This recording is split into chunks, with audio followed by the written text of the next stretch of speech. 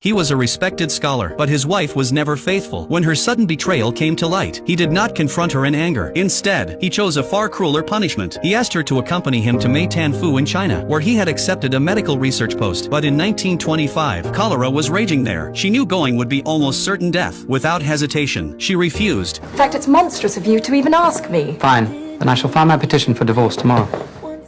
I'm afraid that you have thought me a bigger fool than I am. The moment those words left his mouth, her affair was exposed. She rushed to apologize. Then, shamelessly, she claimed that she and Charlie were truly in love. She begged her husband to be generous and let them be together. Walter let out a short laugh. Her innocence amused him. He proposed a wager. If Charlie, the acting British consul, would immediately divorce his wife and marry her, he would step aside and grant her freedom. But if Charlie refused, she would travel to Meitanfu with him. Confident and certain of herself, she agreed. She went to Charlie and told him their secret had been discovered. She asked him to give her a proper name, to live openly and honestly together. What she did not expect was his first reaction. He wanted distance immediately. You don't want to divorce her. It's not just a question of my marriage. Then what is Do you it? have any idea the importance of my station here? His hesitation said everything. She forced a bitter smile. In that moment, she realized she had been the fool. Furious, she stormed home, and there she ran straight into her husband. I'm coming with you.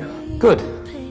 I thought you might. For a brief second, she believed he had forgiven her. She had no idea the nightmare was only beginning. From the moment she betrayed him, his heart had already died. They could have reached Meitanfu in just a few days by boat. Instead, he insisted on traveling slowly by sedan chair, claiming he wished to enjoy the scenery. Under the brutal heat, through swarms of mosquitoes, they endured the journey. But the worst came when they passed a cliffside road and encountered a funeral procession. The dead had succumbed to cholera. Fear settled deep in her chest. After 14 exhausting days, they finally arrived. The house waiting for them was in ruins. It had been abandoned by a family destroyed by cholera. That night, their only neighbor, Waddington, came to introduce himself. He seemed astonished that a woman would willingly come to such a dangerous place. He assumed she must love her husband deeply. She responded with nothing more than a polite, professional smile. Waddington warned them cholera was merciless, but that was not the only danger. The local population did not welcome foreigners. They would need to watch their safety at all times. He asked if she had been vaccinated. She glanced at her husband and lied. She said yes, vaccination offered no guarantee. But what suffocated her more was her husband's complete indifference. Later, she asked him about the symptoms of cholera. Pretending curiosity, Walter answered bluntly, in the first 36 hours, the body loses nearly all its fluids. Then comes severe dehydration. Death follows quickly. It is extremely painful. Even after hearing that, she held herself together. She would not be the first to break. The next morning, before leaving to investigate the outbreak, he arranged for a soldier to guard her. On the surface, it was for protection. In truth, it was surveillance. Walter then went with Colonel Yu to inspect the village well. In halting Mandarin, he explained that until his laboratory results came back, the villagers should stop drawing water from it. The well was likely the source of infection. At the patient camp, the sight nearly made him vomit. He had not imagined the epidemic would be this severe. Every patient was in agony. He knew he had to identify the source quickly. After days and nights of relentless work, he confirmed his suspicion. The well was contaminated. It was sealed immediately. The villagers were furious. Without their only water source, they now had to walk 3 kilometers to the dam each day. They complained bitterly, unaware that their own well had been poisoning them. That evening at dinner, Walter remained absorbed in his research. The long silence between them had become unbearable. Finally, she exploded. She demanded to know what he truly wanted. He said nothing. At that moment, the houseboy brought in a bowl of vegetable salad. Walter frowned. Raw food was unsafe. He told the servant to take it away, but she deliberately defied him. She insisted on eating it. Raw vegetables could carry the virus. He knew the risk. She picked up a slice of uncooked carrot and placed it in her mouth. Holding his gaze, Walter refused to yield. He grabbed the plate and took a bite himself. Neither of them would surrender. A month later, loneliness consumed her. She decided to write to Charlie. She begged him to come take her away, but Waddington informed her that due to the cholera outbreak, no courier would handle mail from the area. If it was truly urgent, a merchant passing through on Friday might deliver it. When Waddington noticed the name Charlie on the envelope, curiosity flickered across his face. He knew Charlie's wife well. He also knew Charlie's reputation. A high-ranking official, yes, but notorious for his affairs. And the women he pursued were rarely respectable, especially those who did not value themselves. She forced a look of disbelief. Then, clutching the letter, she hurried away. Back home, she let that last fragile hope shatter. She saw herself clearly now. Foolish, pathetic, but she also realized she could not sit there and slowly suffocate. She had to get out. Determined, she stormed toward the door, but the moment she stepped outside, she froze. A body lay on the ground. Someone who had just died of cholera, and to everyone's shock, she reached out her hand. It was reckless, dangerous. She was gambling. If she truly became infected, would her husband feel anything at all? Before she could touch the corpse, Waddington rushed in. in and pulled her away. He had once assumed the couple shared a strong marriage. Now he saw the truth. In the past month, he had not seen a single smile on her face. She tried to hide it, but he noticed something else. Her husband never looked at her. His eyes were always fixed on the floor. Those words pierced her. Still, she forced back her tears. She insisted Walter was simply exhausted from work. That night, Walter came to her looking drained. If she was bored, he said, she could help at the orphanage. They were desperately short of staff. Moments later, he collapsed from exhaustion. She rushed to him without thinking. Despite everything, she still cared. The next day, she went to the orphanage. What she saw was worse than she imagined. Hundreds of children had lost their families to cholera. Her heart tightened when she noticed a piano and moved toward it. The headmistress gently explained that their pianist had died just last week. The words sent a chill through her. Then she learned the infirmary was right next door. Fear won. She left. That evening, she brought dinner to Walter and found him asleep at his desk. Papers scattered everywhere. For the first time, she saw how much he had been carrying alone. She did not wake him, but as she leaned closer to study his notes, he startled awake. She carefully asked what he was working on. He assumed she would not care. He gave a brief answer and turned away. She tried to talk to him. He shut her out. He still carried the wound of her betrayal. This time, she refused to stay silent. Do you absolutely despise me?